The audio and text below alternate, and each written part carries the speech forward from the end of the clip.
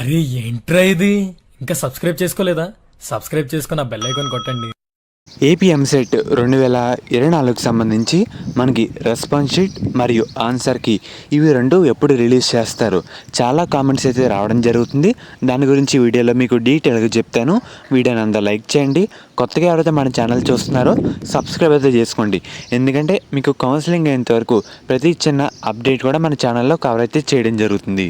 మెయిన్గా మీరు ఒకసారి స్క్రీన్ మీద చూస్తున్నారు కదా, మన బైపీసీ స్ట్రీమ్ వాళ్ళకి ఎగ్జామ్ కంప్లీట్ కావడం జరిగింది. ప్రజెంట్ ఎంపీసీ విద్యార్థులు ఎగ్జామ్ రాస్తున్నారు.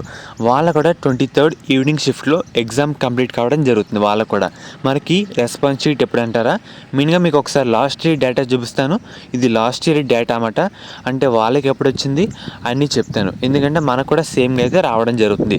సపరేట్గా బైపీసీ వాళ్ళకి సపరేట్, ఎంపీసీ వాళ్ళకి సపరేట్గా అయితే రిలీజ్ చేయరు.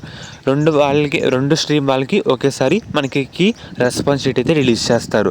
మెయిన్గా మీరు ఒకసారి స్క్రీన్ మీద చూస్తున్నారు కదా, ఇది లాస్ట్ ఇయర్ డేటా అన్నమాట. ఫస్ట్ మనకి ఎంపీసీ విద్యార్థులకి ఎగ్జామ్ కండక్ట్ చేయడం జరిగింది. తర్వాత బైపీసీ విద్యార్థులకి కండక్ట్ చేశారు. మనకి బైపీసీ విద్యార్థులు కూడా May 23తో ఎగ్జామ్ కంప్లీట్ కావడం జరిగింది. కంప్లీట్ అయిన తర్వాత రోజే అంటే May 24th మార్నింగ్ 9 AM మనకి కీ అయితే రిలీజ్ చేశారన్నమాట. అబ్జెక్షన్స్ కీ మరియు రెస్పాన్స్ షీట్ అయితే రావడం జరిగింది. సేమ్ ఇలాగే మనకి ఈ ఇయర్ కూడా మనకి 24th కీ మరియు రెస్పాన్స్ షీట్ బైపీసీ ఎంపీసీ విద్యార్థులకి ఒకేసారి రిలీజ్ చేస్తారు. అది మార్నింగ్ 9 AM అలా రిలీజ్ చేస్తారన్నమాట.